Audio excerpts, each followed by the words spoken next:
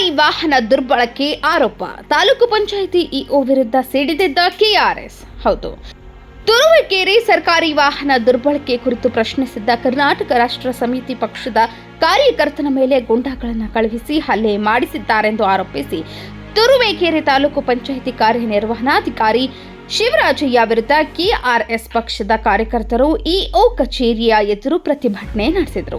ಇದಲ್ಲದೆ ತಾಲೂಕು ಪಂಚಾಯಿತಿ ಇಒ ಕುರ್ಚಿಗೆ ಮೈಸೂರು ಪೇಟ ತೊಡಿಸಿ ಶಾಲು ಹೊದಿಸಿ ಹಾರ ಹಾಕುವ ಮೂಲಕ ಸನ್ಮಾನಿಸಿದ ಕಾರ್ಯಕರ್ತರು ಇಒಗೆ ಜೈಕಾರ ಕೂಗುವ ಮೂಲಕ ವಿನೂತನ ಪ್ರತಿಭಟನೆ ನಡೆಸಿದರು.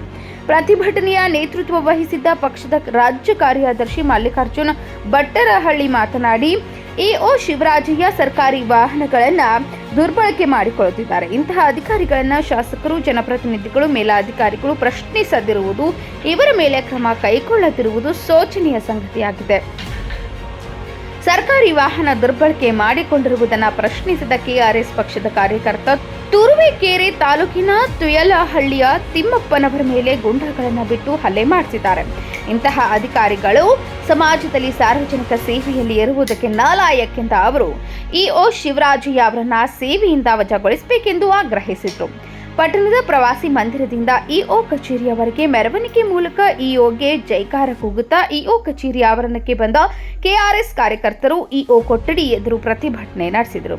ಈ ಸಂದರ್ಭದಲ್ಲಿ ರಾಜ್ಯ ಸಂಘಟನಾ ಕಾರ್ಯದರ್ಶಿಗಳಾದಂತಹ ಜೀವನ್ ರಘುನಂದನ್, ಎಸ್ಸಿ ಎಸ್ಟಿ ರಾಜ್ಯ ಕಾರ್ಯದರ್ಶಿ ಚೆನ್ನಯ್ಯ, ನರಸಿಂಹರಾಜು, ಹಲ್ಲೆಗೊಳಗಾದ ತಿಮ್ಮಪ್ಪನವರ್ ತಾಯಿ ಲಕ್ಕಮ್ಮ, ಅಜ್ಜಿ ಅಟ್ಟಮ್ಮ, ಜಿಲ್ಲಾಧ್ಯಕ್ಷ ಶ್ರೀನಿವಾಸಮೂರ್ತಿ, ಜಿಲ್ಲಾ ಉಪಾಧ್ಯಕ್ಷ ಪ್ರದೀಪ್ ಕುಮಾರ್, ಮಂಡ್ಯ ಜಿಲ್ಲಾ ಪ್ರಧಾನ ಕಾರ್ಯದರ್ಶಿ ಚಂದ್ರು ಕಿಲಾರ್, ತಾಲೂಕು ಕಾರ್ಯಕರ್ತರಾದ ತಿಮ್ಮಪ್ಪ, ಗಂಗಾಧರಯ್ಯ, ಅರುಣ್ ಕುಮಾರ್, ಚಿದಾನಂದ ಮೂರ್ತಿ, ಪವಿತ್ರ ಸೇರಿದಂತೆ ಮುಂತಾದವರು ಉಪಸ್ಥಿತರಿದ್ದರು.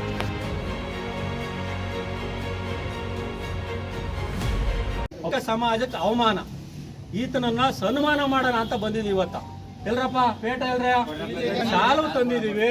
ಇದೆಲ್ಲ ಜನರ ದುಡ್ಡಲ್ಲೇ ತಂದಿರೋದು. ಯಾಕೆಂದ್ರೆ ಜನರದ ಹಣ ದುರ್ಬಳಕೆ ಮಾಡ್ಕೊಂತ ಇದ್ದಾನಲ್ಲ, ಹಿಂಗಾರೋ ನಾಚಿಕೆ ಆಗ್ಲಿ, ಅವಮರ್ಯಾದೆ ಆಗ್ಲಿ, ಮಾನ ಮರ್ಯಾದೆ ಬಿಟ್ಟವ್ರಿಗೆ ಇದನ್ನೇ ಮಾಡ್ಬೇಕಾಗೈತಿ.